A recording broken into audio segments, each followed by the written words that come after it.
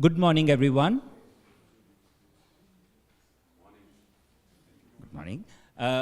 Welcome to University of Westminster. I'm Dibyesh, Professor Dibyesh Anand. I'm the host and the co-organizer for this event, and you'll meet my other co-organizer, Sonam. You want to say hello to everyone? Yes. Who will be doing the vote of thanks towards the very end. The fact that you're here means that you do already know how important the subject is, how important the topic is. So I want to start by reminding ourselves that our duty is not only to know how important the topic is, but to inform others how important the topic is. Because this subject affects not only Tibetans, not only Buddhists in the Tibetan Himalayan region, not only affects those who follow the Dalai Lama, those who follow broadly Tibetan Buddhism, it also affects questions of rights, human rights, democracy, identity, self-determination, religion, people's right to have religion, people's right to have faith, and geopolitics. So if you look at it, our conference covers from compassion, reincarnation, and geopolitics. It's a wide range. So I know some of you might not be able to stay for the entire time, but don't worry, we are recording it. That's there. But it would be good if you stay for the entire duration. A quick introduction to our university. For how many of you it's the first time to Westminster? So half of you, right? So in this room, Dr. Lobsang Sangye, he didn't raise his hand because he has been here before, a couple of times, including in this room. The first conference we did, or first session we did on Tibet was in 2008, April. It was mainly a delegation that came from China to talk about their views on Tibet. Remember, the protest was taking place in March 2008. They came here. Then we had other delegations. Then we had a major conference 2009, and Dr. Lobsang Sangye was one of the many speakers. From the very beginning, I remember in 2009, someone had asked me very carefully, but behind the scenes, that what is the future of Tibet going to be? The subtext was, of course, after the 14th Dalai Lama. But at that time, we couldn't even talk of those issues. For me, as a scholar on Tibet, and I'm a scholar on geopolitics and Tibet, it was always important to look at the futures of people, but for me, it's always closely connected. So even the question of the Dalai Lama is closely connected to the Tibetan people and rights of people, right? So we did events. Our university, we very clearly believe, we have to provide platform to different views. Some views could be pro-China, some could be anti-China, some would be pro-Dalai Lama, some views might not be pro-Dalai Lama, and that's perfectly fine. So academic freedom is at the heart of what we do. So we start with that. We have hosted maybe 25 to 30 events related to Tibet since 2008. If I'm not mistaken, that might be the most active one in the country. We do academic work, but we also don't shy away from the fact that question of Tibet is not only academic, it's beyond academic. Something else you need to know is there's a cinema next door, Regent Cinema. During the break, maybe go there and check. That's Regent Cinema. That's world's second oldest cinema, 1896. That cinema belongs to our university. Lumiere brothers in 1896 or 1897, they did the screening there. The connection to Tibet, of course, is His Holiness the Dalai Lama was here. I hosted him there in 2012 in that very cinema. So he has been here. So we have been blessed by him. While he's not here today, we have been blessed by him. I would just wanted to say that. My own work, I said, is geopolitics, but I would be speaking in the final panel about my research, so I'm not going to say that. But and I wanted to start by thanking and identifying. You would see some of our students and colleagues helping out. So thanking them because we could not have done without them. They have been here, so thank you. And if you note, if you pay attention, you don't need to pay attention all the time, it says Center for the Study of Democracy. So you'll meet, should be there for the second session after the first one. First one I'll be chairing. We have a discussion, and we are hosting it particularly in Center for the Study of Democracy because we do believe that the questions of reincarnation, questions of compassion, questions of geopolitics, all of them are integral to questions of democracy. That is why it's being hosted by the Center for the Study of Democracy, which was founded in 1989 at our university. So again, that's a brief summary to all of it. The speakers know. We are very clear on timekeeping because, of course, if each speaker starts taking 2 minutes extra, it implies that the last speaker, which happen to be some of us, it would be a bit of disrespect for us that if others take longer. So we are very clear that timekeeping is strict. So on that note, I'll end here. May I invite His Eminence Kalu Rinpoche to start with a small prayer, please.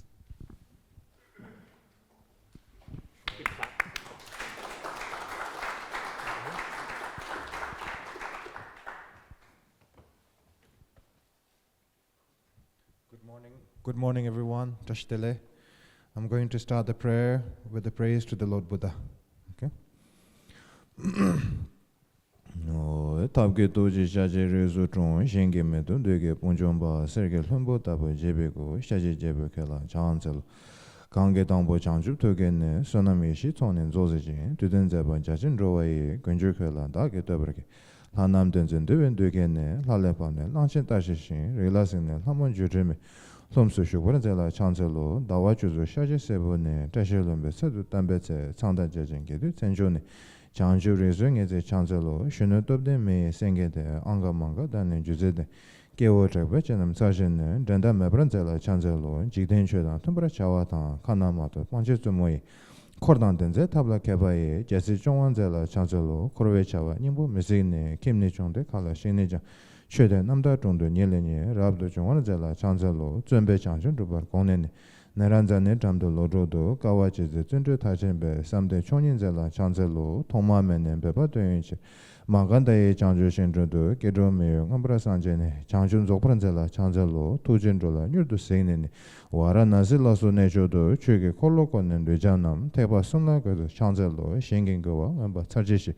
Modi tempa chudan lejenso kormanjige yudu dunamde tuba yulejela chancelo sebasuna peme yendenge nyendo yoba churu chembote lamen rowa kunge rabjeba temperature branzela chancelo lelo chenam chola kujeche zaju dongge sashi zangmar chimendoji tabu kujene nyangen dawranzela chancelo yandani dunjiba mejeda mawa semje sunam tojichi tenye dune renze manjun Kudon Chajenzela Chancelo Kela Dujin Sowa Tabetu, Daso Kandu Nebe Sajusu, Nedan Upon Tabzi Shewat, Chedan Draji Pewaran Zedu, so Kanri Rawe Korwe Shinkansu, Pendan Dewa Malu Chongene, Generation, Tenzin Janzui, Shabe Side Bardo Tenjuji, Kewakundo Yanda, Lamatan, Jamin Chuke Pala Longjujin, Sadan Lamke Yende Ramzon, Dorji Change Gopan, your top show. Thank you so much for blessing us with this. Yes, so may I invite the speakers for the first panel. You all know who you are, and I'll introduce you when you're ready to take a seat, please. And in the meantime, please join us. Representative Tsering Yangkey, Father Laurence, Dr. Reza, Dr. Desmond Biddulph, and Lady Mohini Kentnoon. Please join me here. And in the meantime, I know it sounds odd, but right after prayer, I'm reminding you of a couple of important things, which is there are no fire alarms planned. So if there's a fire alarm, we need to go out. Health and safety matters, right? I'm connecting to that. That's important to bear in mind because I realized I should have reminded all of you in the beginning. If there's a fire alarm, please follow our volunteers who will take you out, but there's nothing planned. But whenever I have done events on Tibet in the past, I don't know whether it was the case in 2009 or not, occasionally, I've had fire alarm go off out of blue. I don't want to read conspiracy into it, given that the Chinese embassy is not very far, right? But that's okay. But there's no plan. So if it happens, we'll go out and we'll come back, right? That's just want to remind you of that. On that note, let me, in fact, I think I can stand and manage. It's okay, right? So that's okay. Each one of you. So again, thank you. So we start with the first panel, which is on celebrating the legacy of the 14th Dalai Lama for compassion and interfaith religious harmony.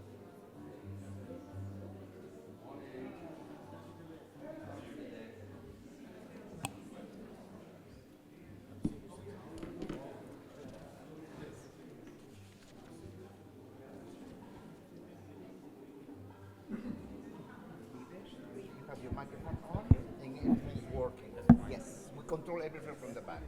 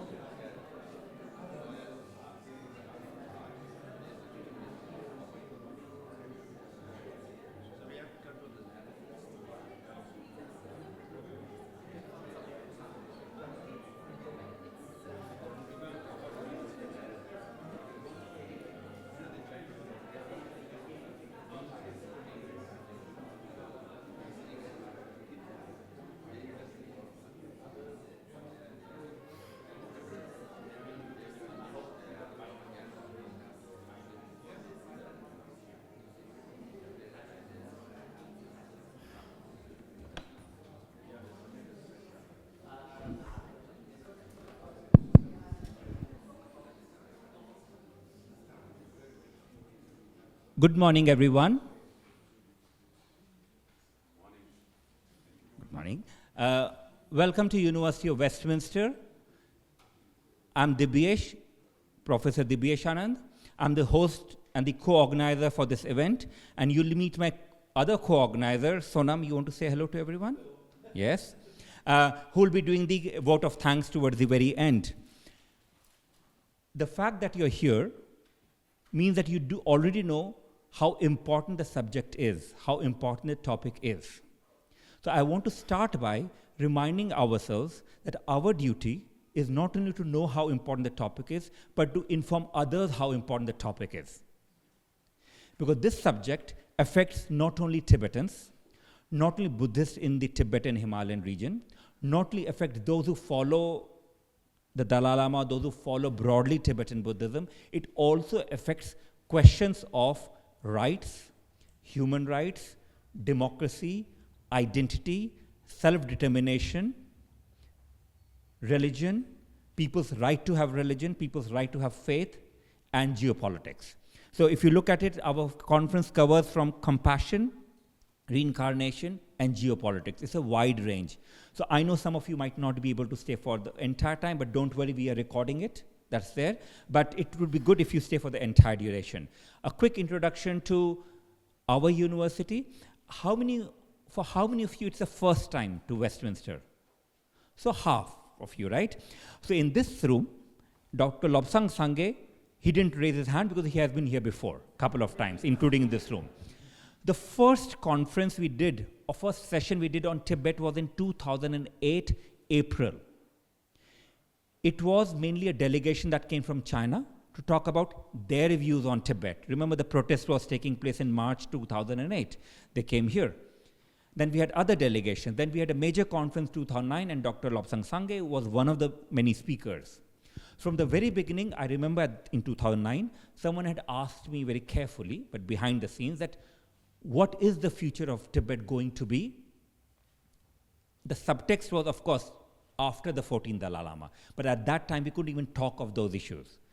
For me, as a scholar on Tibet, and I'm a scholar on geopolitics and Tibet, it was always important to look at the futures of people, but for me, it's always closely connected. So even the question of the Dalai Lama is closely connected to the Tibetan people and rights of people, right? So we did events. Our university, we very clearly believe, we have to provide platform to different views.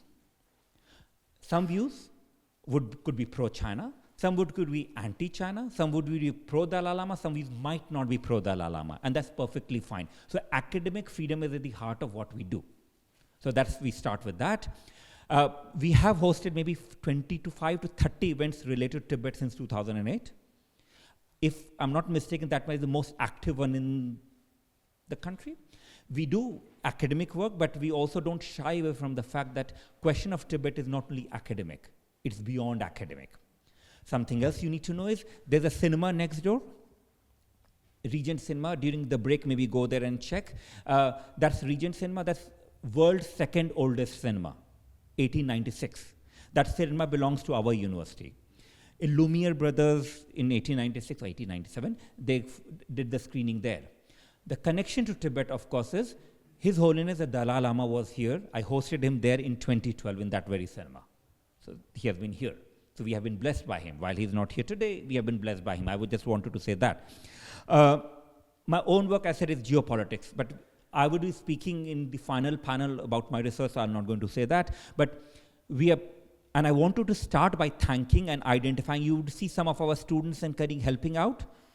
So thanking them because we could not have done without them. They have been here, so thank you.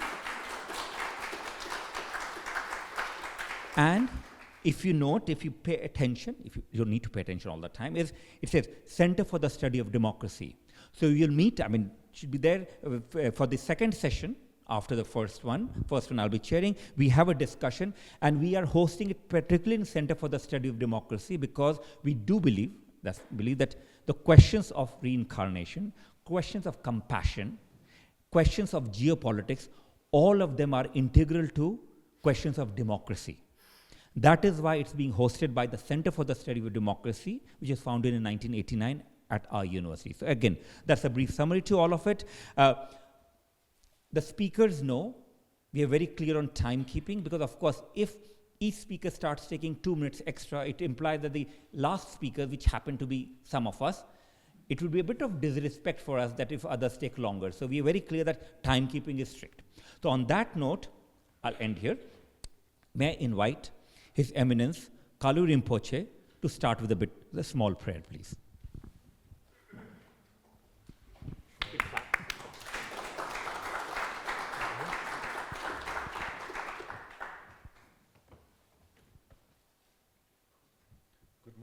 Good morning, everyone. Tashtele. I'm going to start the prayer with the praise to the Lord Buddha. Okay? Tabge toji shaje rezu chung shenge medun dege ponjomba serge lumbo tabo jebego shaje jebe kela chancel kange tangbo changju togene sonami shi tonen zozeji tuden zeba jajin rowaye gunjur kela dage tobreke lanam denzen dewen dogene lalepane lanchen tashishin relasine lamon jureme Lomsu shukwaran zela chancelo dawa juzu shaje sebone tashilombe sadu tambetse changda jajen gedu tenjone Chanju rezu ngeze chancelo shunu topde me sengede anga manga dane juzede gewo chakbe chanam tsajene danda mebran zela chancelo jikden chodan tumbra chawatan kanamato panchesu moyi kordan denze tabla kebaye jesi chongwan zela chancelo korwe chawa nimbo mesigine kimne chongde kala shene Shede namda chungdu nyeleni rabdu chungwan zela chancelo zunbe changchun rubar kongneni Naranzane jamdu lojodo kawa chizi zundu tachenbe samde chongin zela chancelo tongma menen beba doyunchi Mangandaye changju shenjudu gedro meyo ngambra sanjene changchun zokpran zela chancelo tujin jola nyurdu segneni Wara nazi laso nejodo chuge kollo konnen rejanam teba sunla godo chancelo shengin gowa ngamba charjishi Modi tempa chudan lejenso kormanjige yudu dunamde tuba yulejela chancelo sebasuna peme yundenge nyendo yoba churu chenbote Lamen rowa kunge rabjeba tembra jabran zela chancelo lelo chenam chola kujiche zaju donge sashi zangmar chimen doji tabu kujine nyangen dawran zela chancelo yangdani dunjiba mejeda mawa semje sunam tojiche tenye dune renze manjun Kudong chajen zela chancelo kela dujin sowa tabetu daso kandu nebe sajusu nedang upon tabzi shewat Chedan Raji Pewaran Zedu so Kanri Rawe Korwe Shinkansu Pendang Dewa Malu Chongwene Generation Tenzin Janzui Shabe Side Bardo Tenjuji Kewa Kondo Yanda Lama Tan Jamin Chuke Pala Longjujing Sadang Lamke Yende Ramzon Dorji Change Gopan Yortov Show. Thank you so much for blessing us with this. Yes, so may I invite the speakers for the first panel. You all know who you are, and I'll introduce you when you set to take a seat, please. And in the meantime, please join us. Representative Tsering Yangkey, Father Laurence, Dr. Reza, Dr. Desmond Biddulph, and Lady Mohini Kentnoon. Please join me here. And in the meantime, I know it sounds odd, but right after prayer, I'm reminding you of a couple of important things, which is there are no fire alarms planned. So if there's a fire alarm, we need to go out. Health and safety matters, right? I'm connecting to that. That's important to bear in mind, because I realized I should have reminded all of you in the beginning. If there's a fire alarm, please follow our volunteers who will take you out, but there's nothing planned. But whenever I have done events on Tibet in the past, I don't know whether it was the case in 2009 or not, occasionally I've had fire alarm go off.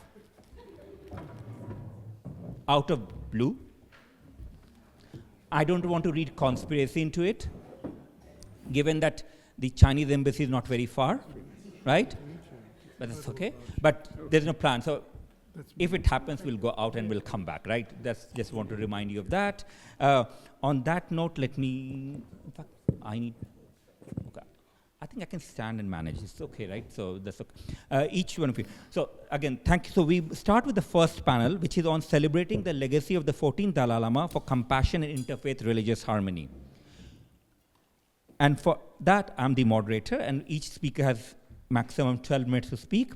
I'll introduce each one of them very briefly, because you have seen the program online. So all the detailed bios there, I'm not going to read out the bio, not at all. Right? But of course, I'll ask each speaker if they want to say and expand on who they are and why are they interested in this subject. That would be more than welcome. But that's your choice how you do it. The first speaker is Representative in terms of the Office of Tibet, London, Tsering Yangkey, who's going to speak on 4 principal commitments of the Dalai Lama. Over to you, Tsering, please. Do you want to sit from there or here? What? Okay, there, okay. And you have slides for us? Yes. Okay, so.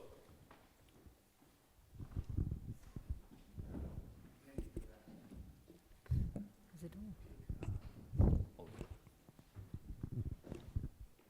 The setting, like there's a clicker. Do you? Oh, sorry.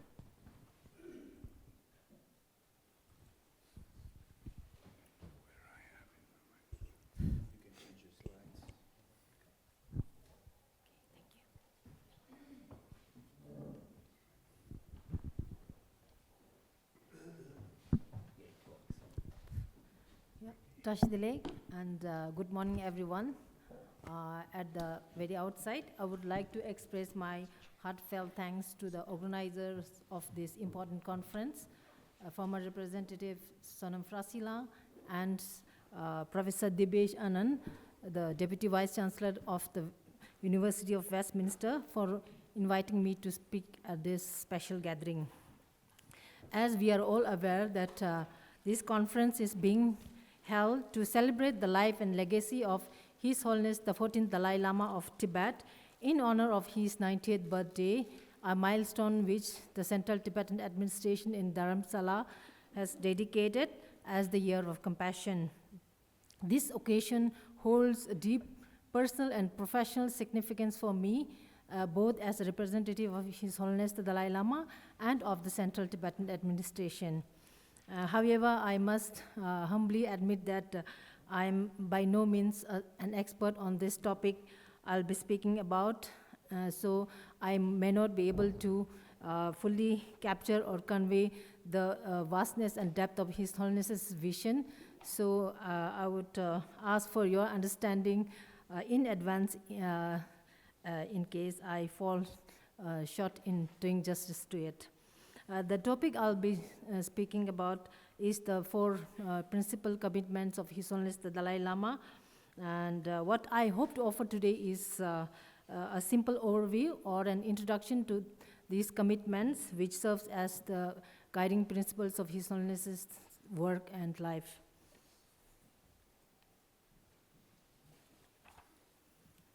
So the first principal commitment of His Holiness is promotion of human values.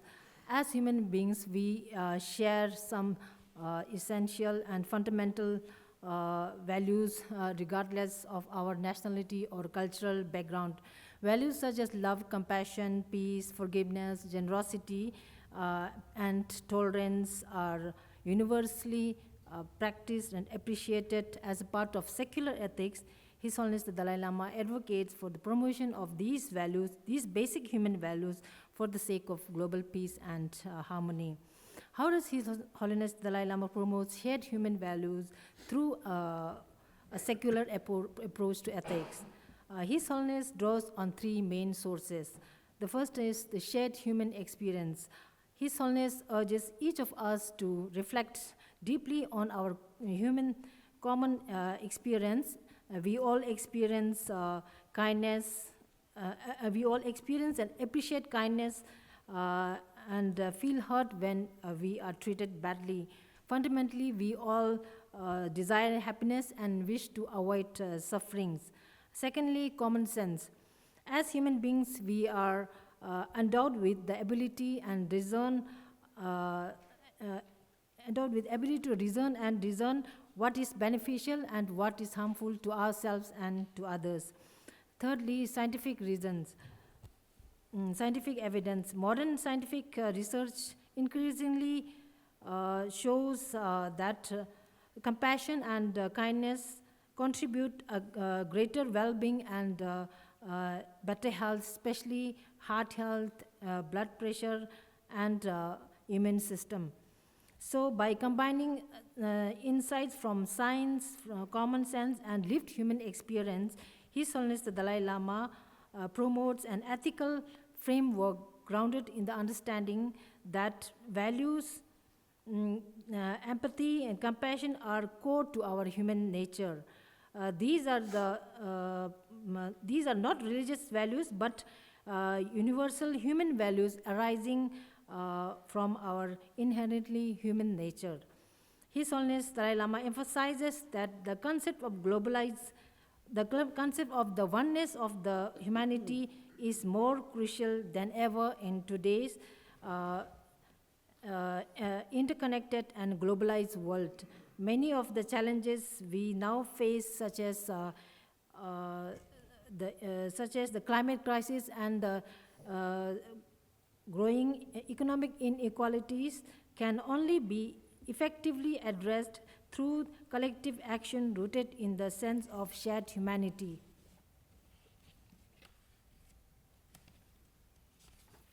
The second principal commitment is promotion of interfaith harmony. This commitment reflects His Holiness Dalai Lama's role as a prominent global religious leader.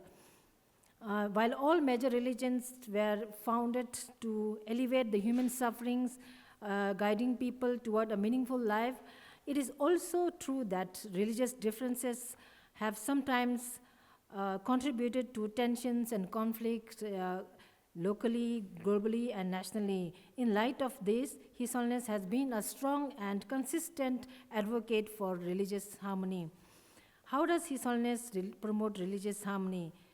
By fostering mutual respect among religions, His Holiness believes that genuine religious harmony must be rooted in mutual respect and understanding. His Holiness encourages individuals of all faiths to reflect on three key principles. The first is that the core teaching of all major religions share fundamental values such as love, compassion, kindness, tolerance, and forgiveness.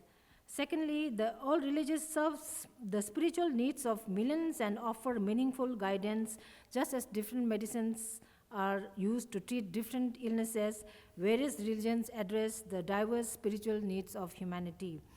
Thirdly, philosophical differences among religions should not be viewed as divisions, but rather as a source of richness that enhance the collective wisdom of world's spiritual traditions. Secondly, promoting interfaith harmony, understanding. His Holiness emphasizes the importance of learning about the beliefs and practices of other religions. He maintains that such knowledge is essential for cultivating genuine understanding, mutual respect, and peaceful coexistence among diverse faith communities. Thirdly, supporting interreligious dialogues, meetings, and exchange programs. For decades, His Holiness has actively participated and supported interfaith dialogue, international religious conferences, and exchange programs. He views these initiatives as vital platforms for building trust, fostering cooperation, and nurturing mutual understanding among different religious groups. His message is clear. Harmony among religions is not only possible, it is essential for the future well-being of humanity. Thirdly, the preservation of Tibetan language, culture, and environment. As the spiritual leader of the Tibetan people, His Holiness is committed to preserving Tibetan language and culture, which are deeply rooted in Buddhism. Tibetan language is is a classical language still in use, preserving ancient Buddhist teachings, offering insights into ethics, meditation, and consciousness. Tibetan Buddhist texts of Kangyur and Tengyur are studied by scholars worldwide. Tibetan Buddhist philosophy and 10 major and minor Tibetan cultural studies are all written in Tibetan language. We therefore say that Tibetan language is the root and the essence of Tibetan identity. Besides, it's also a rich repository of ancient knowledge. Tibetan culture is deeply rooted in Tibetan Buddhism. It is a unique repository of spiritual wisdom, artistic heritage, and philosophical thought. As a spiritual wisdom, it offers deep insights into mindfulness, compassion, and non-violence, values that resonates universally in today's interconnected and turbulent world. His Holiness the Dalai Lama advocates for the protection and conservation of Tibet's environment, recognizing its crucial importance in global and regional platforms. Known as the roof of the world, Tibet has an average elevation of 4,500 meters and plays a vital role in shaping atmospheric circulation patterns. Tibet is also referred to as Earth's third pole, Asia's water tower, due to its vast reserves of glaciers, second only to the polar regions. These glaciers feed several of Asia's major rivers, serving as a crucial water source for over 1 billion people across the continent. Beyond environmental significance, Tibet is also rich in natural resources, including major reserves of copper, lithium, and gold. This fourth commitment of His Holiness arises from the deep historical and spiritual connection between Tibetan Buddhism and ancient India. Tibetan Buddhism is deeply rooted in the Nalanda tradition of Indian philosophy and thought. While Buddhism originated in India, it found a lasting and flourishing home in Tibet. His Holiness the Dalai Lama often remarks that we Tibetans are sincere and devoted chelas of the Indian Guru.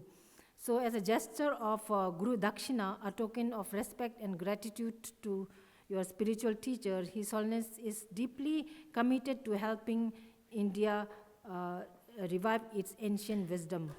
His Holiness emphasizes that India's ancient understanding of mind, emotions, and methods of mental training, such as meditation, is highly relevant in today's world, especially in addressing modern issues like stress, anxiety, and emotional imbalance.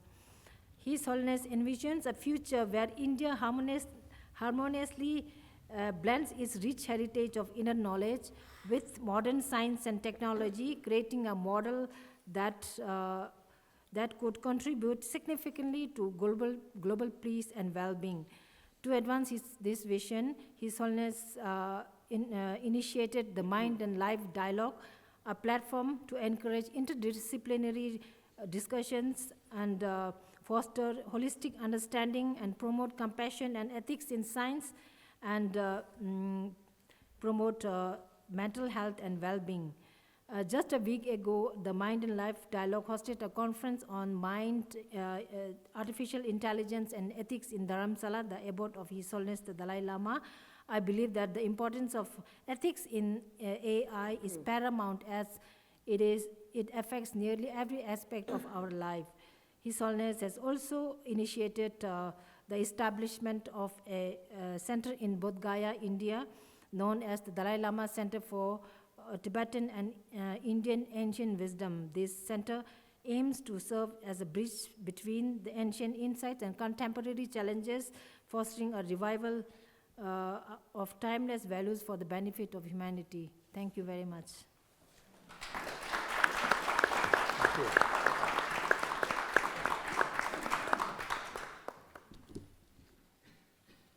Father Laurence, do you offer a presentation or PowerPoint? No. Thank you so much, Representative Tsering Yangkey, and for keeping to 11 minutes, 55 seconds. So that's perfect. Thank you so much.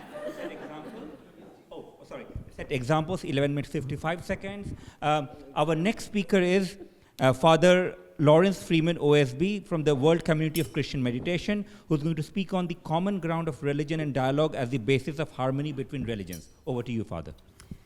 Thank you. Thank you very much. I will try to compete with your punctuality, but if nothing else. Thank you.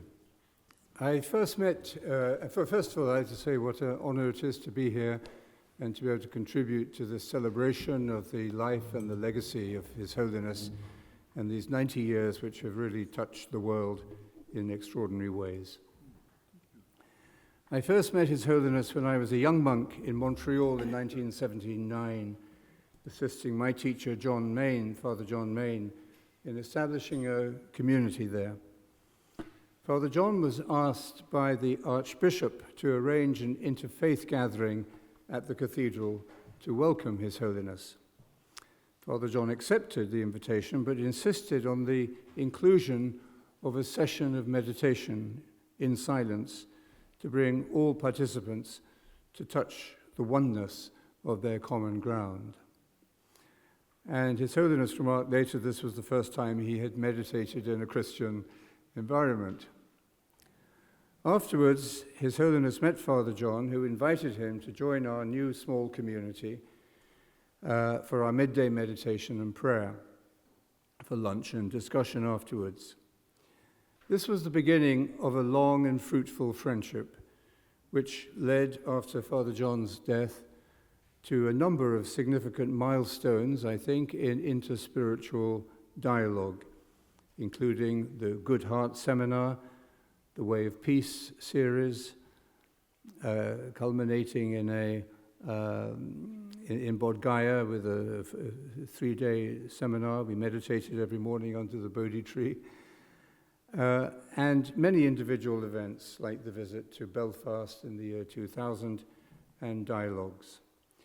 These, and my own subsequent relationship with His Holiness, have taught me much and convinced me that religion itself must be transformed. As so much else is being changed in our world today, our global theme in our community, we take a theme every year, our global theme for 2026 is the future of religion. What on earth is religion for? Over this year, we will have 10 events led by original rooted thinkers or teachers on this theme. This has been in many ways inspired by what I have learned from His Holiness. His Holiness is a deeply religious individual, rooted in a profoundly religious tradition, as we've heard. Yet he uses this depth and rootedness to open a dialogue, a sustainable dialogue, with science and secularism and social rights, as well as between religions, new and old. Religions deal with absolutes. This means there is a danger. There's a danger of superficial agreement between people of different opinions, but just a superficial handshaking kind of agreement that covers deeper divisions and even competitiveness and hostility. His Holiness has avoided these dangers by the force of his own integrity, by his consistent prioritizing of compassion as the linchpin of all universal human values, especially important in a world which is losing the meaning of virtue every day. The happiness and peace that we pretend to pursue need to be consolidated in human nature itself, at its deepest, grounded not in mere curiosity or platitudes, but interior calm and altruism. This is where human nature reveals itself in its true colors, in its true identity. And this is the common ground of the goodness of human nature, recognized in different ways by all the great religious traditions and taught by their unique wisdom paths. Whether in Buddha nature or the human being seen as the image of God, religions can heal the wounds of all divisions and reverse the tide of violence that is created by those divisions. In other words, we go back to our root, to our source, to our common ground, and out of that will come the creativity and the vision and the energy to heal and build. His Holiness has shown that this is achievable, that a new kind of religion is necessary to do it on the scale needed today. I believe His Holiness will always be recognized in history as a major contributor to building that spiritual subculture that is needed to confront and defeat the domination of intolerance and violence that we are witnessing every day. A transformed religious consciousness can achieve this. His Holiness sees that religion cannot be allowed to be weaponized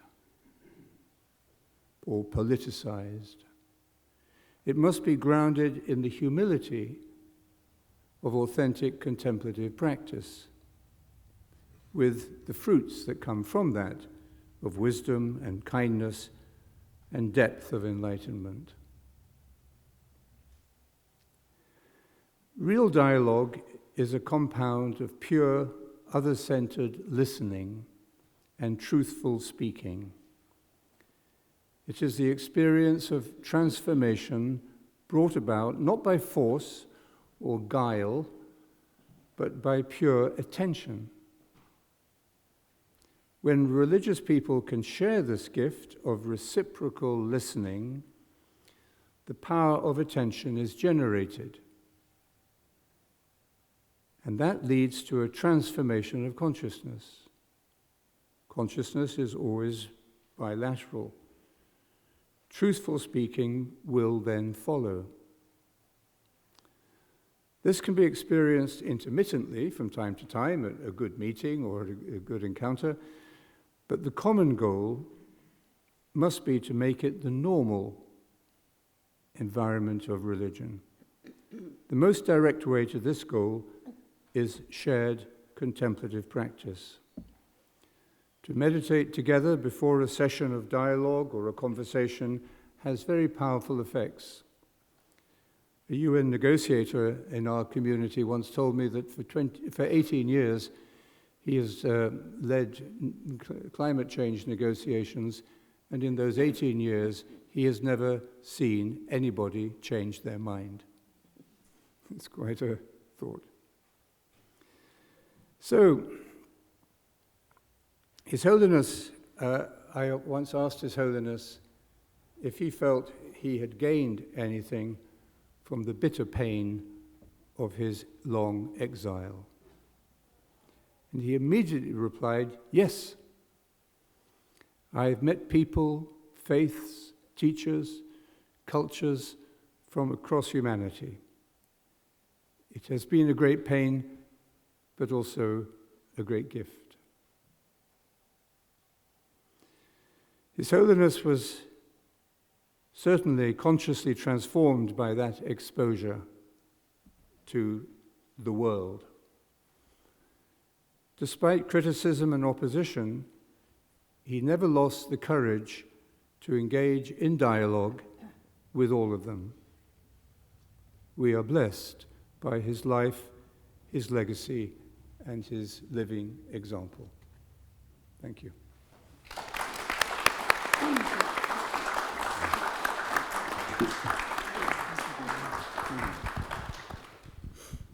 Thank you so much for very powerful speech. Thank you. Our third speaker, you're sitting there. And our third speaker is Dr. Reza Shah-Kazemi from the Institute of Ismaili Studies, who's going to speak on the Dalai Lama and the dynamics of dialogue. Over to you, please. Thank you very much. I just want to start by thanking Dibyesh and all of you for all of the wonderful efforts and kind organization that you've put into this. I also would like to emphasize that I'm speaking in a private capacity this morning, and largely as the author of this book, Common Ground Between Islam and Buddhism, which the Dalai Lama, His Holiness the Dalai Lama, very kindly wrote a preface to. So I'm going to just read something from this book, a little section entitled The Dalai Lama and the Dynamics of Dialogue. At This paper, in a sense, is a continuation of Father Laurence's, because I want to start with the Gethsemane encounter, which the Dalai Lama, at which the Dalai Lama gave a very important paper entitled Harmony, Dialogue and Meditation. And this Gethsemane encounter is between Christian contemplatives, Benedictines, and Buddhist monks. It took place in July 1996 at Gethsemane, Kentucky. And the Dalai Lama began by saying that he wanted to avoid any idea of a kind of competitive one-upmanship in these dialogues and this encounter. He said that there's only one kind of constructive competition that should be engaged in, and this is how he put it. The Buddhists should implement what we believe in daily life, and our Christian brothers and sisters should also implement their teachings in daily life. Implementation of belief is central to the Dalai Lama's vision of the transformative power of practice. It is insofar as, quote, each side would like to be better practitioners that the competition between them is constructive and not destructive. For the Dalai Lama, the very process by which one deepens the practice of one's own tradition illuminates the truth and the wisdom of other traditions. For the spiritual experience consequent upon deeper practice enables one, again I quote from the Dalai Lama's paper, to see the value of other traditions. He says, to promote religious harmony, one should look into one's own tradition seriously and implement it as much as possible. End of quote.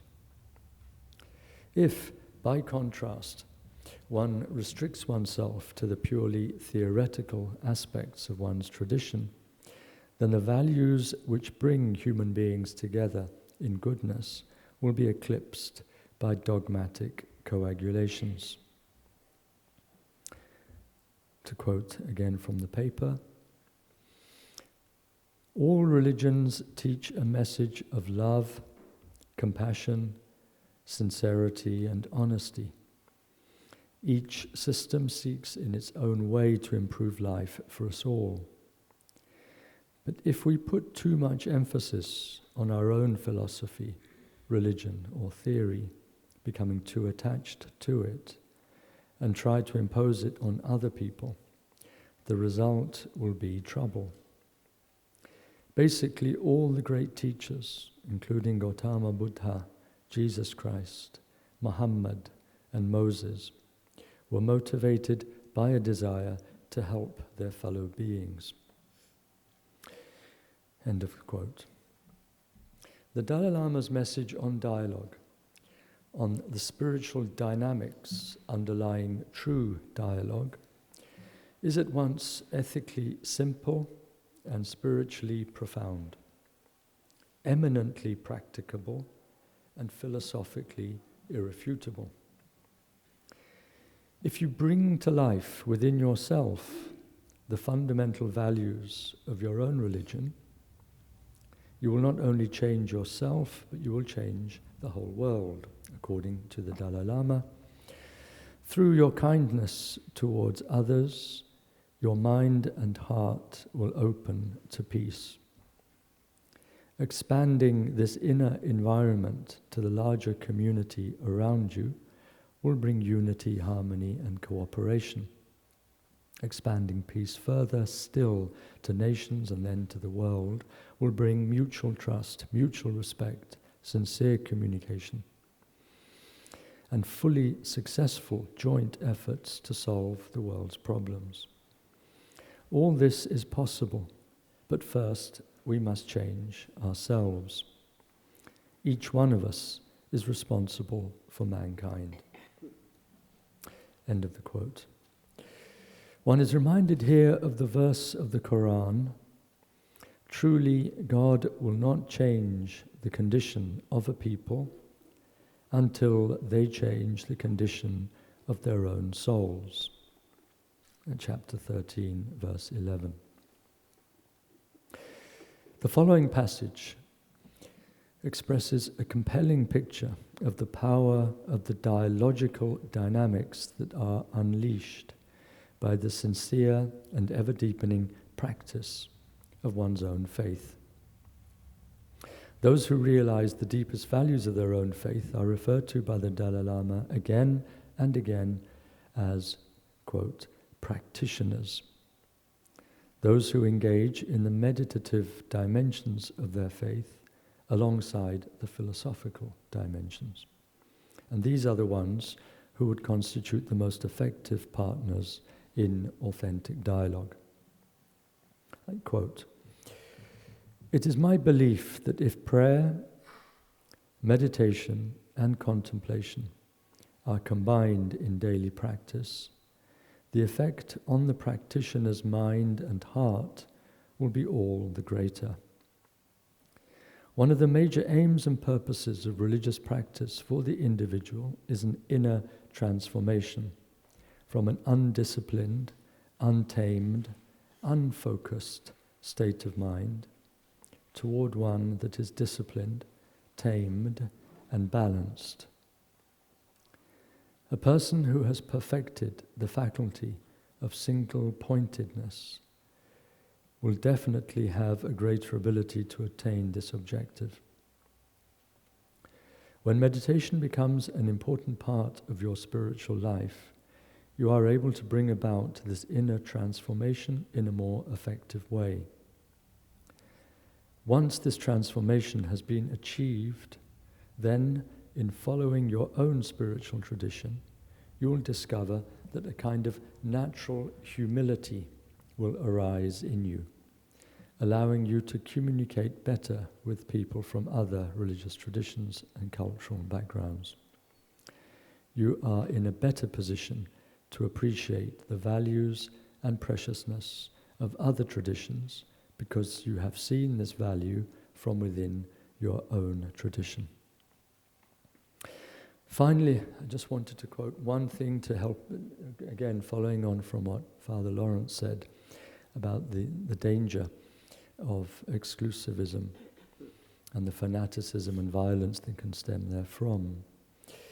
A final point about how the Dalai Lama helps us to overcome the psychology of religious fundamentalism.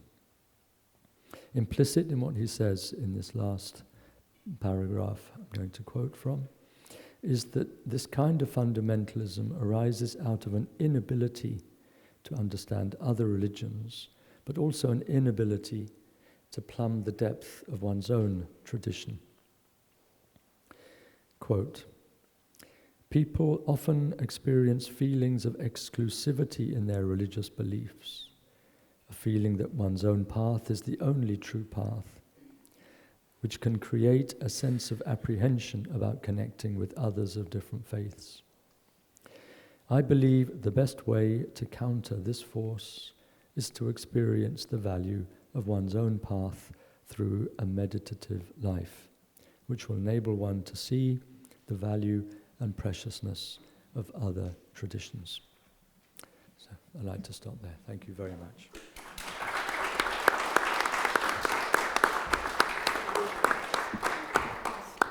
Thank you so much, Dr. Reza. Our next speaker is Dr. Desmond Biddle, CB, who's president of the Buddhist Society of United Kingdom, who's going to speak on role of the Dalai Lama in promoting interfaith and religious harmony. Over to you. Do you have any slides? No. Okay, fine. Thank you. Well, thank you very much. It's a great honor to be here and to be able to contribute to this meeting today. And just to say a little bit about myself, I started life as a Roman Catholic, and we spent many hours in church. I have a great debt to Christianity because of the kind of religious training that I had when I was a young man. But during the many hours in church, I used to read all sorts of books. And one of the books I came across was a book on Eastern religion. and it sort of got me going in that direction. And then, as a young man practicing medicine and so on, of course, you're confronted with death all the time, and illness and sickness and suffering in all its various forms. And so I got drawn towards the Buddha Dharma. And that's how I got in contact with the Buddhist Society. And I met the founder, Christmas Humphreys, and various other wonderful people there. And I became a Buddhist, just found myself doing it. Partly because I got involved in mental health. And I trained as a Jungian analyst. And that also gave me a great deal of insight. And I ended up where I am now as a president of the society, with a sort of representational role, not as a holy person or anything of that kind. But anyway, just to say something about His Holiness, he became our patron, so he's very close to us in so many ways. And although we initially invited him to become a patron because we thought it would help him in his cause, but actually over time we found that actually the benefits have all been for us and not really for him. We are a very small society, and but the Dalai Lama, we owe enormous gratitude to him.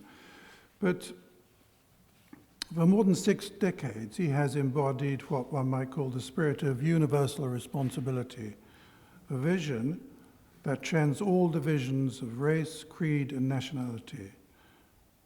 And as His Holiness himself said, the purpose of religion is to create good people.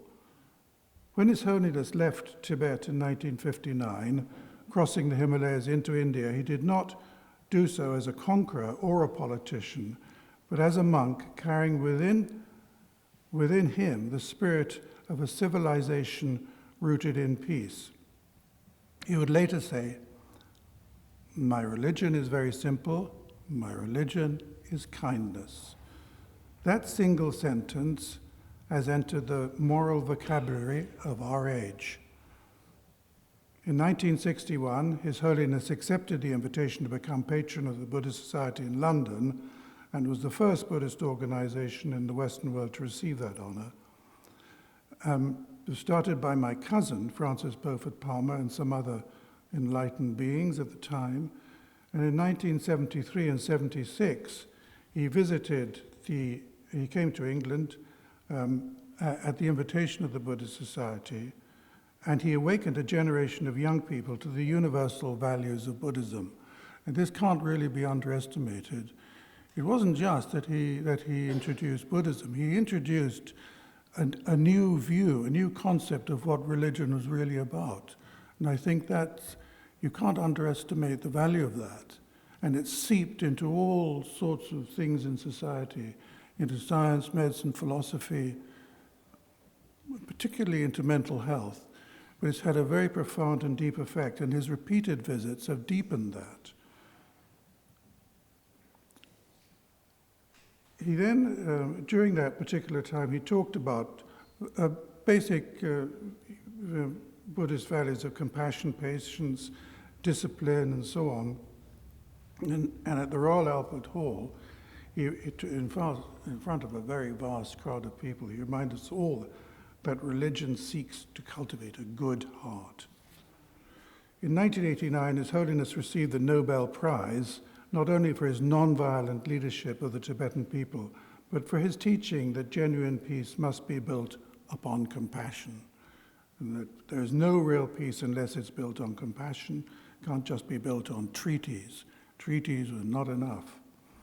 And as during the time, actually, the Tiananmen Square period, when he could have actually said a lot of things about the Chinese people, but he didn't do that, and he's never criticized the Chinese people, nor the suffering that he's undergone, except in a very mild kind of way. He told a gathering in Washington, "We must build a century of dialogue, a century of peace. We've tried war, we've tried weapons, now we must try the human heart." In the United States, His Holiness has become one of the most trusted moral voices of the modern era. He's met every US president since George Bush, and in 2007 received the Congressional Gold Medal. His interfaith dialogues with Christians, Jews, Muslims, Hindus, and Native American leaders emphasize what he calls the oneness of humanity.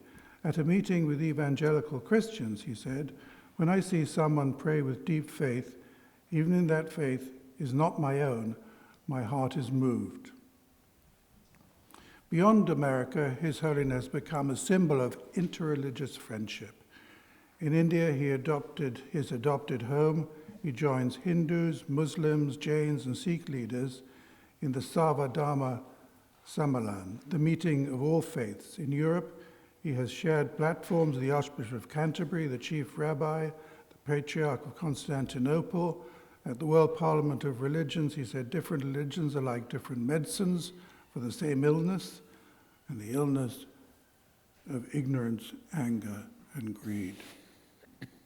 In 2012, His Holiness received the Templeton Prize at St. Paul's Cathedral in London, speaking beneath the great dome that has witnessed so many centuries of Christian prayer.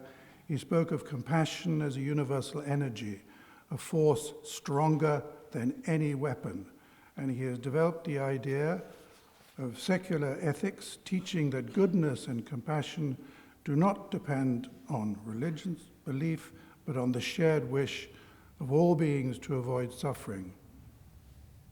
His encouragement of interfaith service projects, Buddhist monks working with Christian charities or Tibetan nuns supporting Muslim education initiatives, demonstrates that harmony is not a theory, but a practice.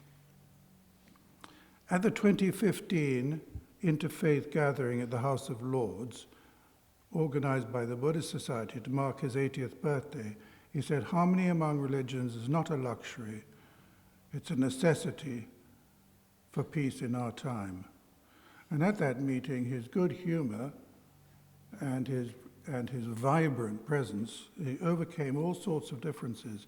It was a very moving meeting, and at that time there was a young man from Saudi Arabia, and he brought up a really tragic case of someone in Saudi Arabia who was about to be crucified, I remember, because of his belief in Shia Buddhism and not Shia Muslim faith, rather than in the Sunni, which is the accepted one in Saudi Arabia. And it was amazing to see how the whole room came together, people of all faiths, in his presence, and were able to see the ridiculousness of that. It was a very moving moment. He often jokes that he's just a simple Buddhist monk, yet his moral authority has shaped the conscience of the modern world in a century often defined by division. He's shown that faith, when guided by wisdom, becomes a wall, not a wall, but a bridge. As patron of the Buddhist Society, as a Nobel laureate, as a Templeton laureate, and as a tireless advocate for peace, His Holiness continues to remind us that the foundation of all true religion is kindness.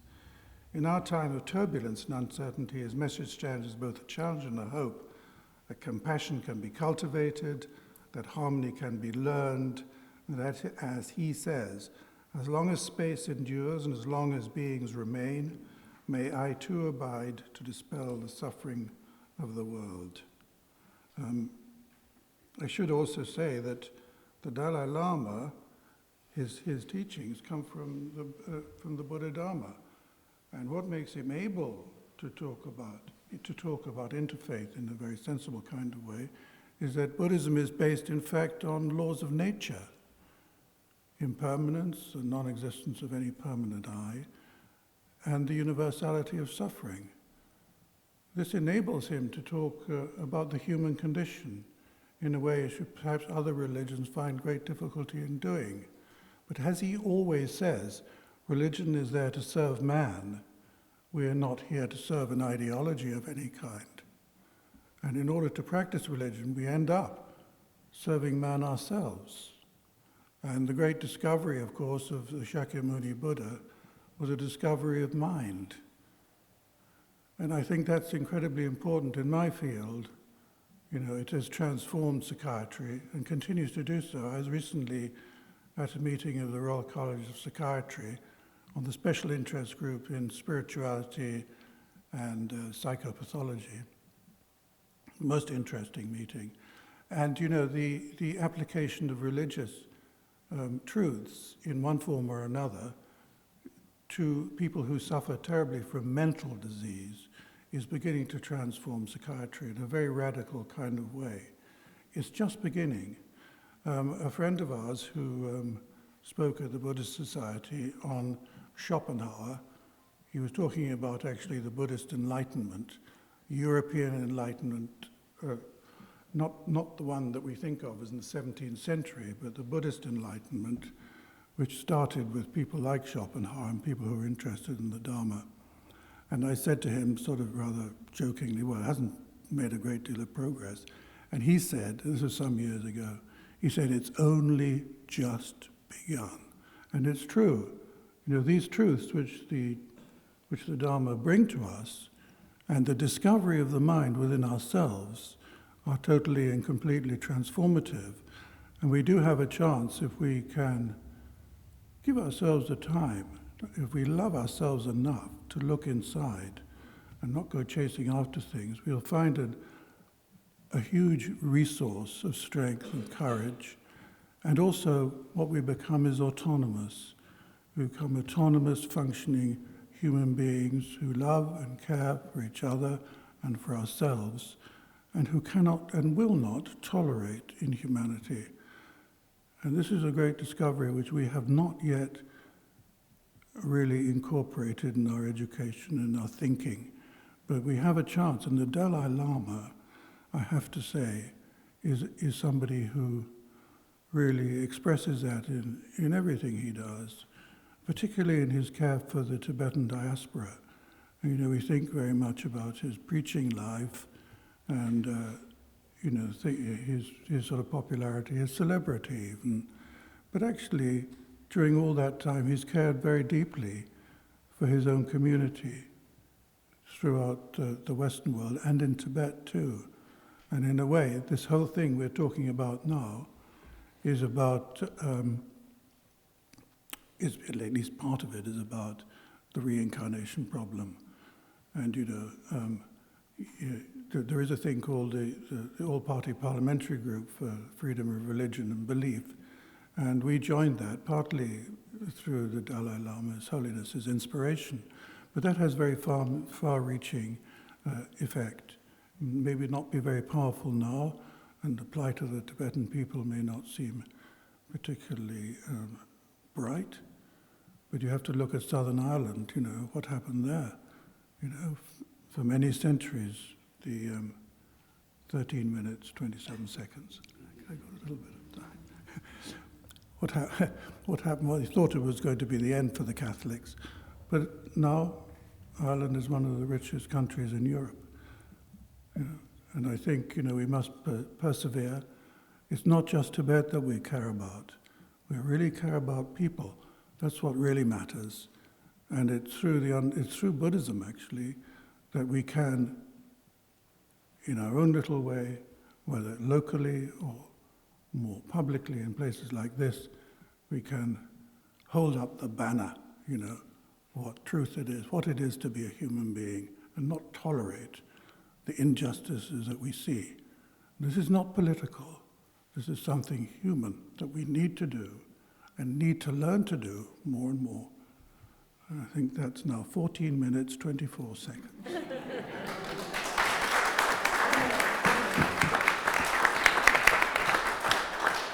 you so much. But that works also with Father Laurence was shorter than his period, so we could manage it. Thank you so much for this. And our fifth speaker, and we'll have a question answer, of course, that is Lady Mohini Kent-Noon, who's Global Envoy in the UK of the International Buddhist Confederation. And she's going to speak about His Holiness the Dalai Lama and Ocean of Compassion and Wisdom. Thank you very much, Professor Dibyesh, Anand, and Mr. Sonam Frazi for inviting me to celebrate the 9 decades of life and universal service of His Holiness the Dalai Lama. And today I would like to talk about what the Dalai Lama means to me personally. I've been, one of his books is Beyond Religion, and he's not restrictive. I'm born into a Sikh family, very much a Sikh family, but I've been studying Buddhism since my teenage years. I worked with a Hindu yogi, and I've written a book with him, and created his group in London. I've also spent my childhood in convent schools in India, which were very overtly Catholic in those days. There was no nod to the greater India outside and, the other religions. And I've also, since last 30 years, one of the advantages of having a home in Delhi is also that one met the Dalai Lama there and heard him on many occasions at various institutions. And in 2011, I was invited to become global envoy in the UK of the International Buddhist Confederation. Subsequently, I wrote a book on Nagarjuna, for which His Holiness gave me the foreword. So there were many connections. And he has been a great teacher to me.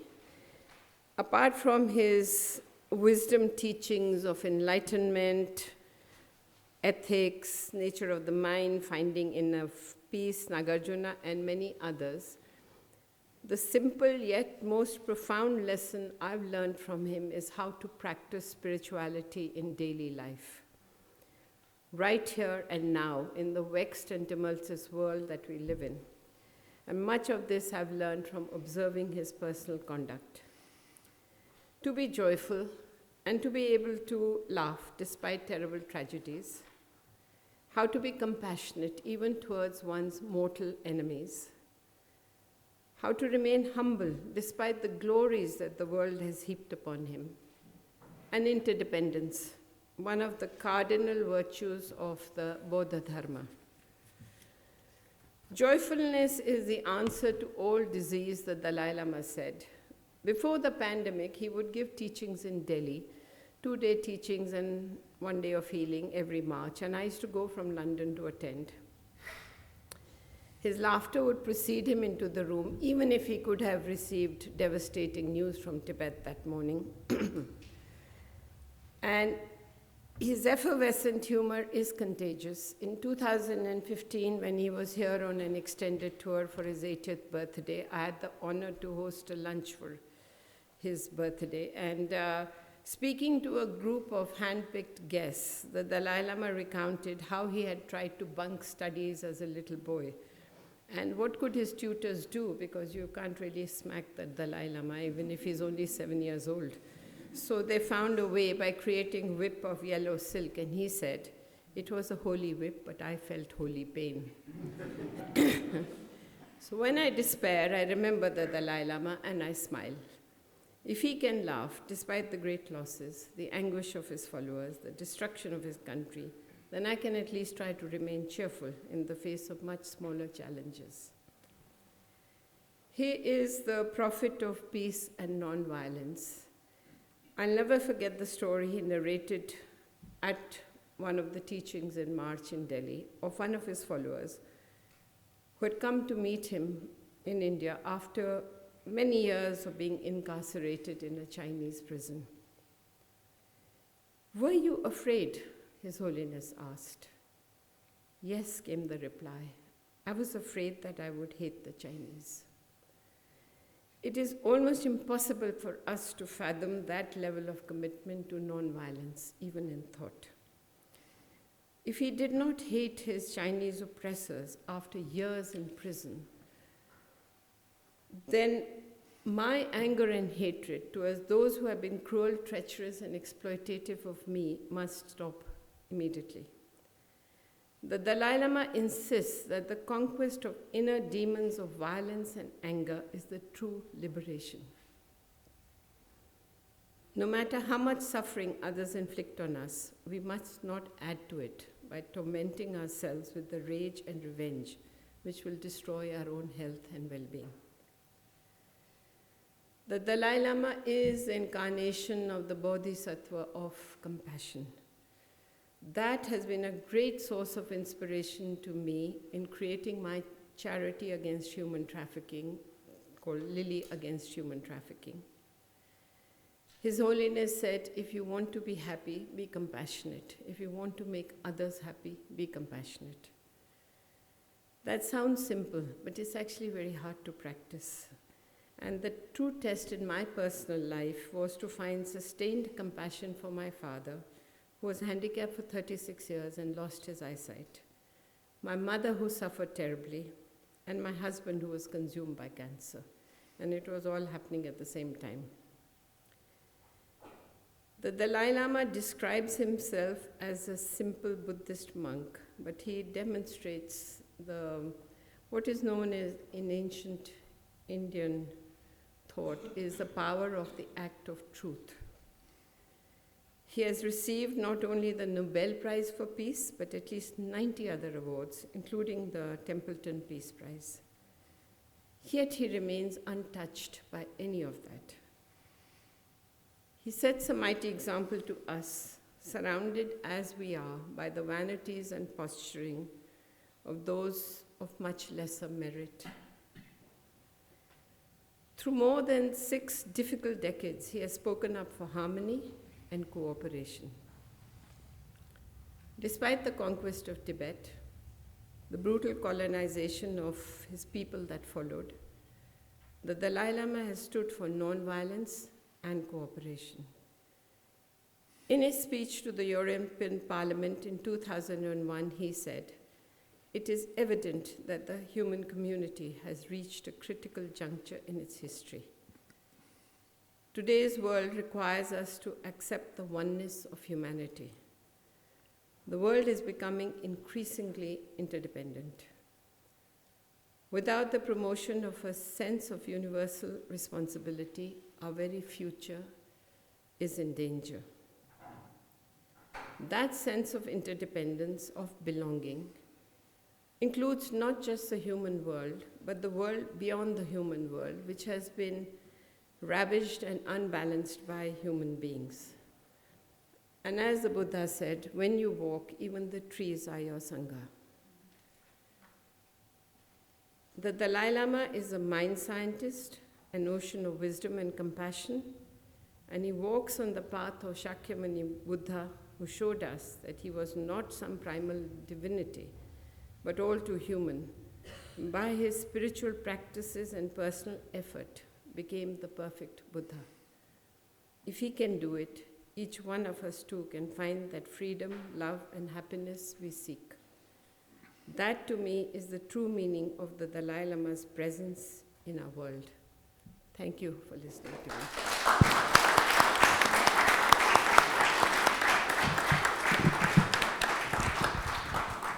Thank you so much, Lady Noor. We have got plenty of time for questions, discussions, and we have a microphone there. The way we will take it, we'll take 2 or 3 questions together. Your questions might be addressed to one person or more than one person, that's fine. And then I'll ask the panelists, anyone who wants to respond to them. Is that okay? So who'd like to start with asking question or comment? So we have got one. Anyone else? Okay, let's start with you, please. And feel free to introduce yourself, if comfortable. So. I'll quickly stand up. Thank you. By the way, thank you for all of those talks. They were really thought-provoking. So I feel bad in the sense of putting a question to just one person. Father Freeman, you spoke about the need for religion to be transformed if it is going to fulfill its obligations in the present day. Could you say a few more words about that? Thank you. I could say quite a few more words, yes. Well, thank you for the question. Religion has been with us always. In the last century, there were several attempts to destroy it, from society, in Russia and China and other places, and it doesn't work. You can't get rid of religion in the same way you can't get rid of music or art or many other things. Apple pie. So, the history of religion shows that it's always been intertwined with the social, economic power structures. Religion, hierarchically speaking, began when we began to store food and move into a market economy. So I think that is changing. The one force that has probably done more damage to religion in the ordinary sense it has succeeded pretty well. It's materialism and consumerism. And that has achieved its effects by making religion seem quaint or irrelevant or corrupt and so on. And the media plays into that a great deal. Nevertheless, so what is the transformation of religion? I think we go back to basics and we would see that there are three essential elements in religion. There's the institutional, which will often be involved in the power structures of the society. Then there's the intellectual, which can produce great works of philosophy and so on. But the third element is the mystical. Now, the mystical element of religion tends to have been marginalized or even persecuted by the institutional and the intellectual dimensions of it in all religions, actually. So the safest way to deal with it is, because you can't get rid of it, is to marginalize it. Anyway, that is we're coming to the end of that era, and we're entering into an interesting world where religion, as institutional or intellectual in those ways, is giving way,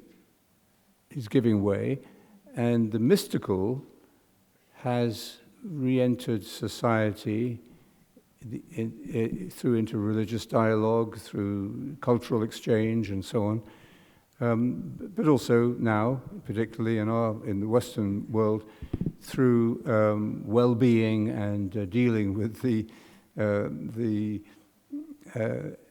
consequences of our affluence or of our mismanagement, the stress and anxiety and loneliness and psychological and mental illness.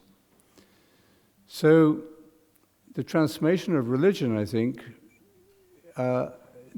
requires that we bring back that connection between the institutional and the intellectual and the mystical.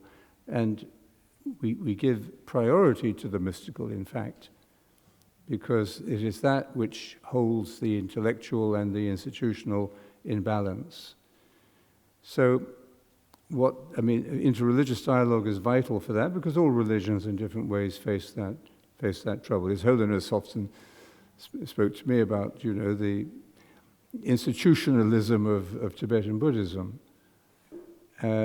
So I think that how we do that is difficult to predict. What one can say is that there is a movement, and that movement of recovering the spiritual dimension has become more intense because more people are being aware that the serious crises we face, particularly, say, with the environment, arise from the fact that we have, on such a huge scale, become disconnected from our own spiritual nature, our own true nature. And there is a confused, often, attempt to recover that. I mean, if you just take the environment, finally, the damage we're doing to our environment is insane. And yet we continue to do it, despite the fact we have the means, financial and scientific, to cure it. But as long as our inner environment, our inner ecology is polluted in the way that it is, then we will fail to respect the outer environment. So it's reflections in those ways that will perhaps lead to a new kind of religion. Thank you. Who'd like to go next? If not, I have a question, but please. Okay, yes.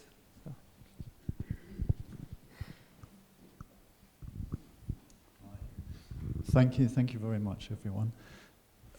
Simple question, really. Just as an observer, there's a lot of, we mentioned one-upmanship And even within Buddhist tenets or whatever, there's one school that is seen to be, a higher school, even in the terminology Mahayana, Hinayana, and throughout. I have a very good friend in Islam who talked about how in Afghanistan, they converted from Buddhism to Islam. How practically, because it seems so rooted in the human personality, whether it's a survival, being the top dog, that we project one-upmanship. I just wondered if you had anyone had any offering on that. So to what extent, while of course we talk of how Dalai Lama has gone beyond it, and many of you have reflected on that, to what extent actually in the world, when it comes to religious beliefs and everything, it's still dominated by the one-upmanship and of supremacism in different contexts, right? Who would like to take that, please? Yeah, sure. Yeah. Yeah, this is a natural human sort of desire, isn't it, to be better than everyone else, or to identify with oneself with the top thing. It's a kind of ridiculous idea, really. It's quite. The teachings actually, and you'll find this with all schools of Buddhism, that actually the core of it is that there is only a we. There is actually no other. We and the environment are actually one. So there can't be a top dog.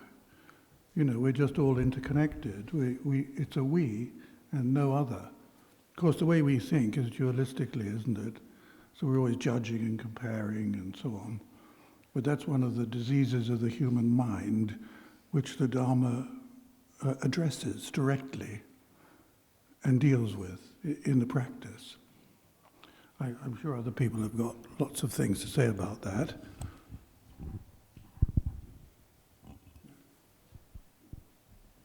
Well, I just think it's basic human nature to try and acquire wealth and power.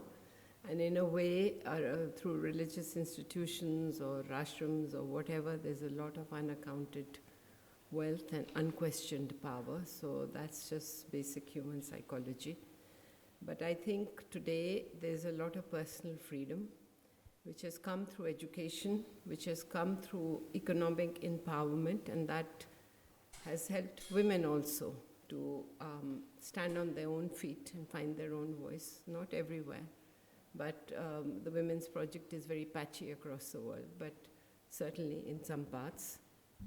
And I think we no longer live in religious societies, so there is a great deal of personal freedom to explore and find what is congenial to one and conducive to one's inner well-being. And I think there's a growing spiritual search. That's what I have observed through setting up this group in London where we have workshops every summer. Through my charity, there's a growing spiritual hunger. And I think people have the freedom now to explore it, because even younger people are earning their own living, and they are no longer restricted by their cultures and societies. And the human population is pretty migratory now. And so they live in different cultures. There's a lot of freedom. So I think there's a much deeper spiritual search going on, which we should encourage, going beyond religion. Anyone else who wants to respond? Yes, thank you for your question. Yes, on the one hand, there's the natural human desire to be following a religion that one believes to be, if not the only true religion, then certainly the best or the most appropriate. That's natural, and it's very difficult to think of ways that can be transcended in a global sense, according to the ordinary values of religion and a sense of fulfillment. But at the same time, given the violent repercussions of that self-aggrandizement that can often accompany the sense of being a member of the best religion or of the own religion, it behoves people within their religious traditions to look for the resources that enable them to overcome this competitiveness and one-upmanship. And so one can only do that in relation to one's own tradition, not sort of preach to others. And in Islam, one has particularly powerful antidotes to that poison of chauvinism. Explicit verses in the Quran that talk about the illogicality of ascribing to one's own group a kind of preeminence, that because one is this or that faith, or one, specifically it refers to Christians and Jews who the Muslims had encountered, who were claiming that they alone go to paradise. And the Muslims are told to respond by saying, not that you are wrong and we are right, we alone are going to paradise, but simply to say, whosoever believes in God and the Day of Judgment and acts virtuously, these are the people who will be saved. It's not a question of whether you belong to this or that religion. It's a question of whether you believe in the absolute, in something that is eternal, infinite, ultimately real, and then whether you have accountability to that principle, that's summed up in the phrase, the Day of Judgment. And that on the basis of these two beliefs, one strives to be virtuous. Those are given as the essential prerequisites, not sufficient conditions, but necessary conditions for salvation.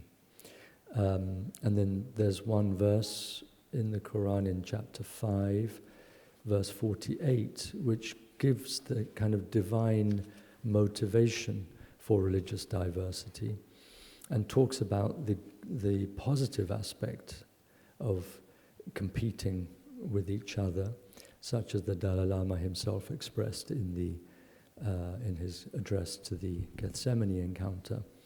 And that verse says that for each of you religious communities, we have given a path and a law. Actually, it's a law and then a path, a shir'ah and a minhaj. An outward law, an inner path. And if God willed, he could have made all of you one community, one ummah. But he made you as you are in order to test you by means of that which he has given you. So compete with each other in good things, khairat, wholesome competition. Compete with each other in this, in the putting into practice these ideals that you've been given in your faith. Unto God you will all be returned, and he will inform you about that regarding which you had differences of opinion. So the differences will be there, unavoidable, but they will all be resolved in the light of the hereafter. And for those saints in the different traditions in the here below, all these differences can be reconciled and transcended. So, thank you. Father Laurence, you want to add something, right, or say something? Yes, just briefly. Thank you. I think that it's a very interesting question, and I think the reality of the dominant culture globally, although it varies across the world, is shopping. Shopping is the new liturgy. It's the number one leisure activity. And people miss planes because they go shopping over there. So the problem, I think, facing existing forms of religion today is that in that culture, religion has become branding. So different religions are like different brands. And somebody once asked His Holiness at a dialogue, can you be a Buddhist and a Christian? And it was clearly touched a very deep sort of question in many people, could feel the interest. And he took a few moments to reflect on his answer. Can you be a Buddhist and a Christian? And he said, yes, at the beginning. So I think that opens or reveals the nature of religious experience. And as religious experience deepens into spiritual practice and awakening, we find ourselves, usually, rooted and grounded in a particular tradition, but in a way that makes all the other traditions seem like brothers and sisters. And it's just automatic, there is no competition. But until the religious practice reaches that sort of mystical level or the spiritual depth, there will inevitably be competition between the brands, I suppose. Next question, please. We have got two, so we'll take two together. Yes, please, and then Cameron. As speakers have mentioned that His Holiness always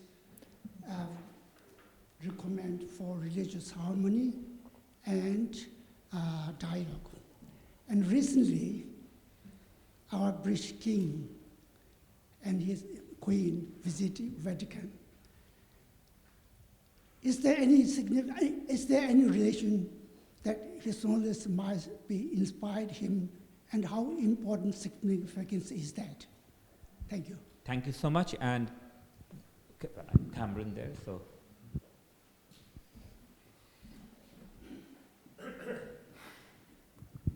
Thank you for wonderful presentations.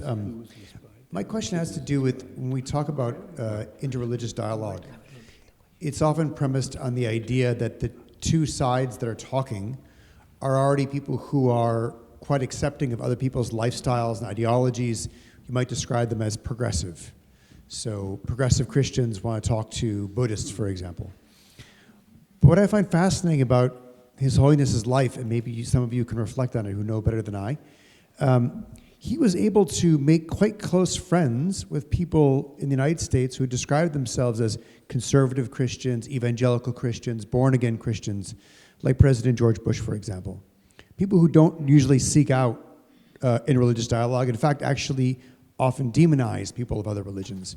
So I was wondering if you could talk about how his legacy is something in which he was able to cross boundaries in which very few people have been able to successfully cross and create very strong, lasting relationships across those kinds of otherwise hardened boundaries, and what we can learn from his example. Thank you. And the first question, just to repeat the idea, was that the British King, I still say Prince Charles, but King Charles, and why they met, they went to Vatican. To what extent you think that he might have been inspired by, or they might have been inspired by Prince Charles's earlier interaction with the Dalai Lama, and in terms of interfaith and intersectarian dialogue. So those are any other questions? That's a final opportunity for question. If not, that's fine. Please, anyone wants to respond to any of it?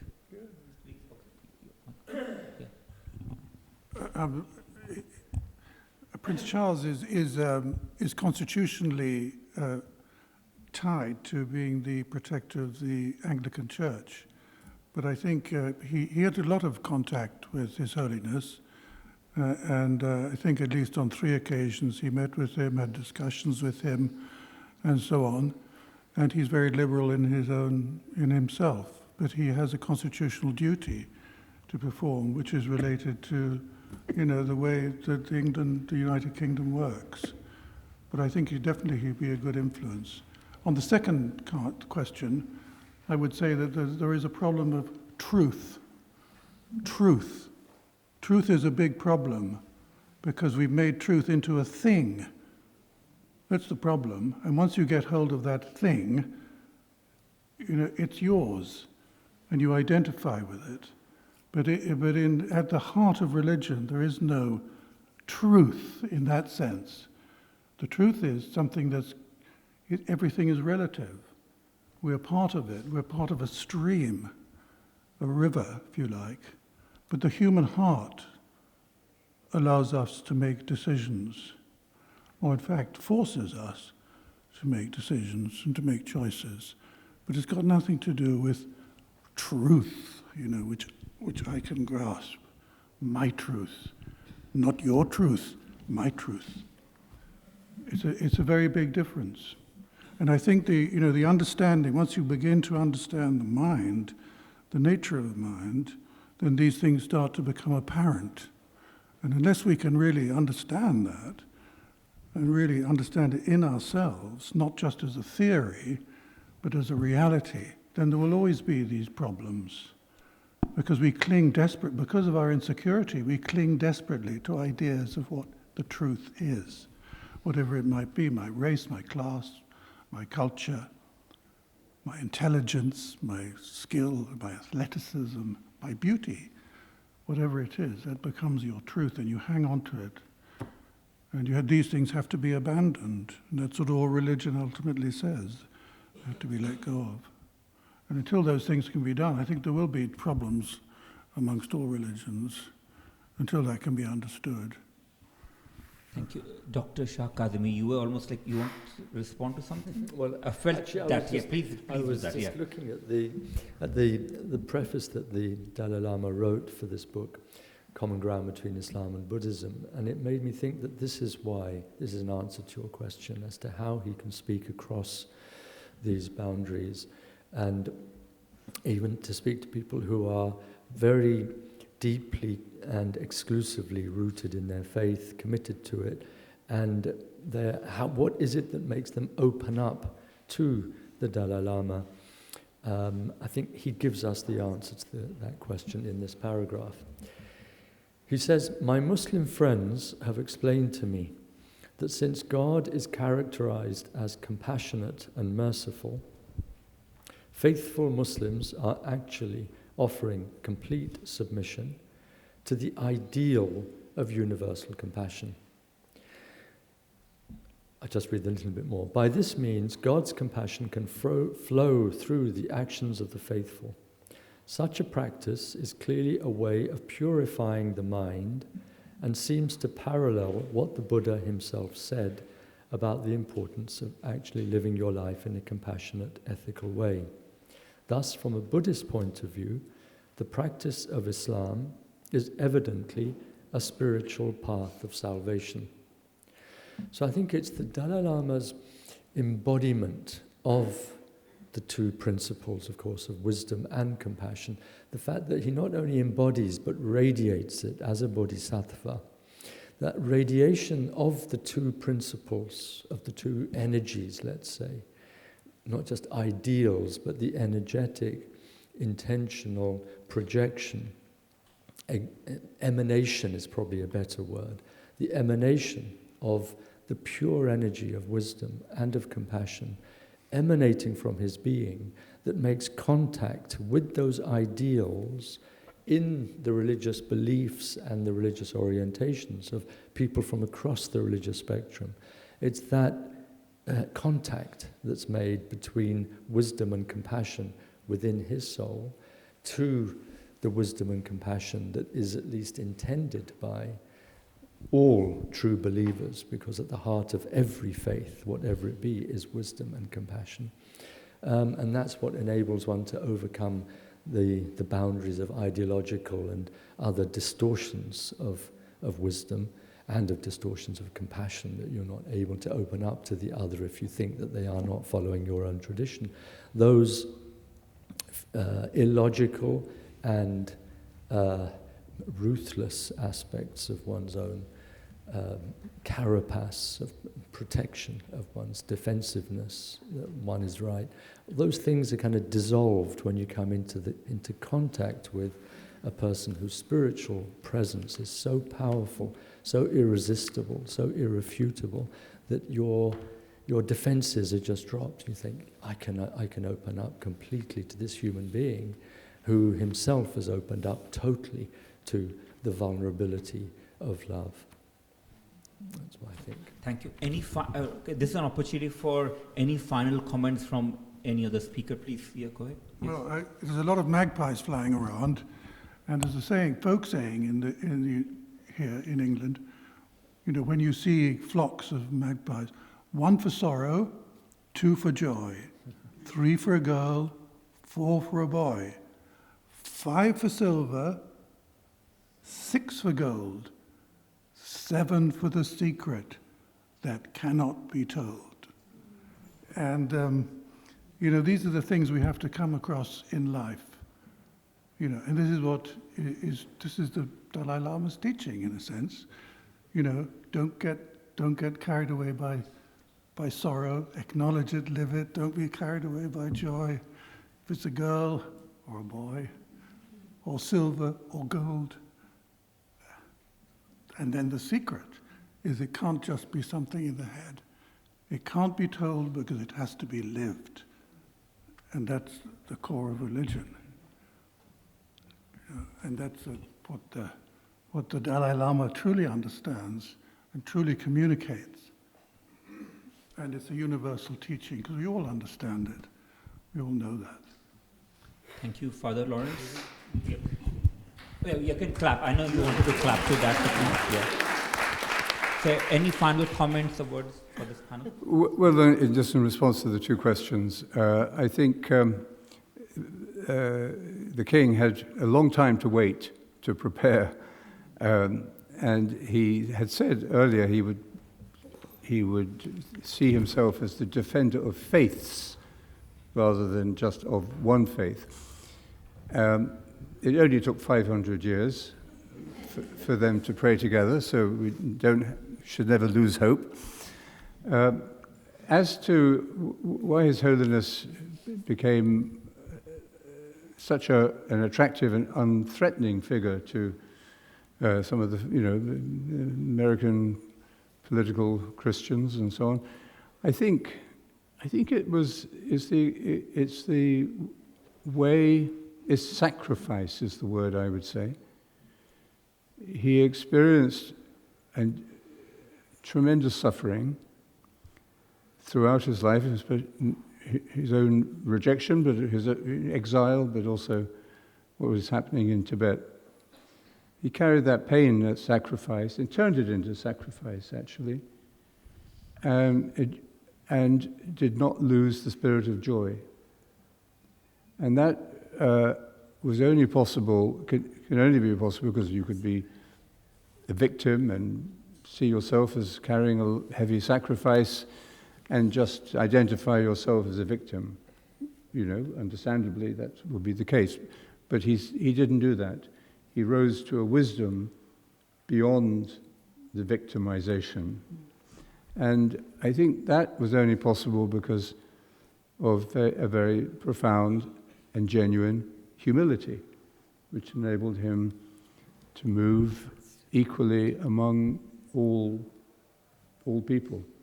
And it was instantly recognized by the people he met. Thank you. Tsering, any final comments?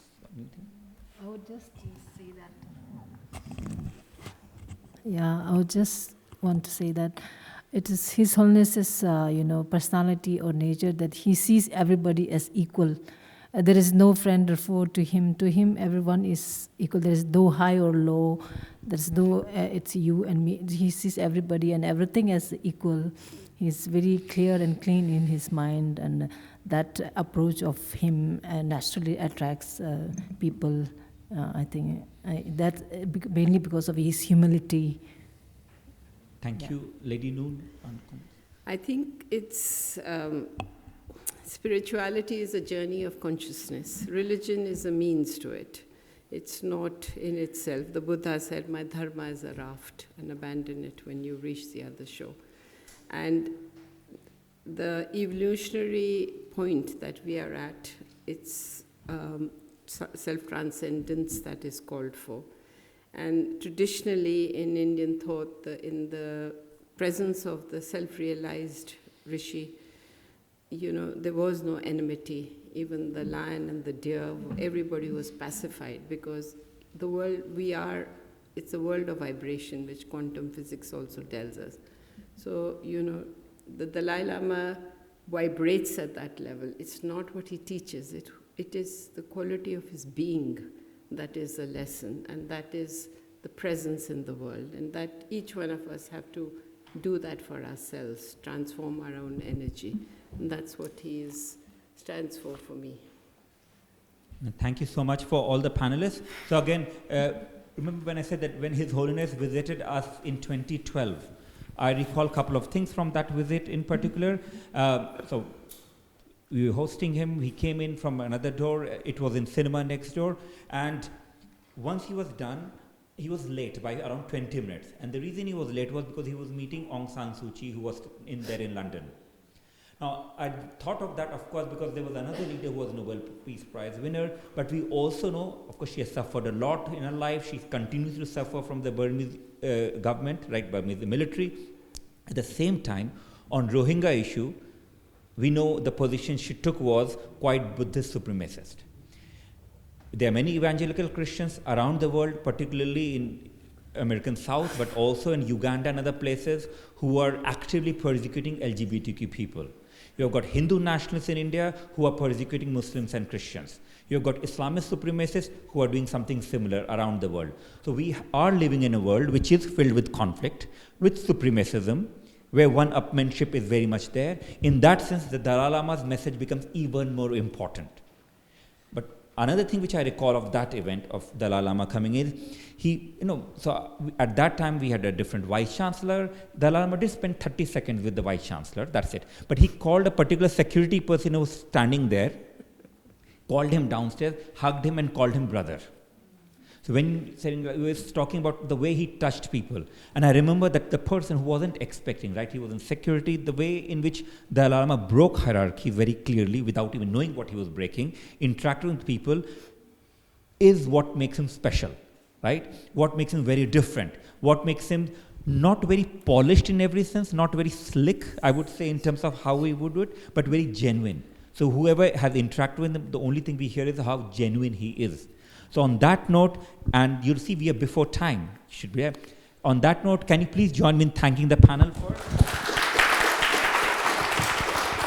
I think we should thank you. We have a good start, and we have now, well, we have 22 minutes for break. So please follow, the volunteers will tell you where the tea and coffee break is. Take break if you want to go out, but come back, and we'll start sharp at 11:45, please. Thank you so much.